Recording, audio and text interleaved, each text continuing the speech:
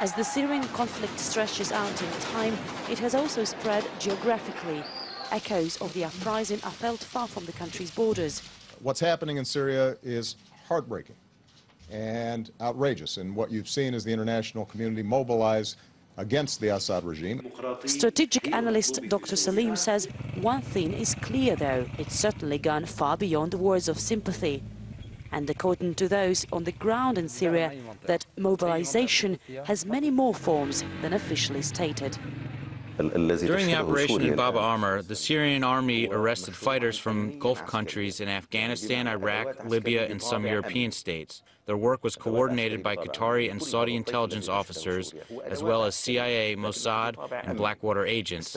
It's also seized Israeli weapons, especially anti-tank missiles and Israeli drones. The U.S. defense contractor, formerly known as Blackwater and now called Academy, was notorious for his heavy-handed tactics during operations in Iraq and Pakistan. While the US and many other countries have admitted al-Qaeda-linked extremist groups fighting alongside the armed opposition in Syria, Dr. Salim says some countries are using those groups to further their own interests. They get local players involved in order to hide their involvement. This is why we hear mostly Arabs like Saudi Arabia and Qatar or Iraq. These countries don't have democracy at home. Of course, they cannot ask for establishing it in Syria. They have another agenda. There are books and written sources where this plan is described in detail decades ago. Anhar Kochneva, blogger and freelance journalist, has been investigating foreign involvement in Syria's crisis since last year.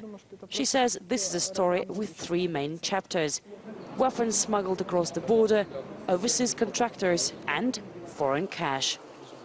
When you see a lot of money in Syria, then I believe that Saudis. This is comparable to what happened in the civil war in Lebanon. There were plenty of money. Then you will find not the government talk about hundreds of dollars or something. Nobody will kill himself for hundreds of dollars. Now you will see, now this is the beginning of the civil war here in Syria.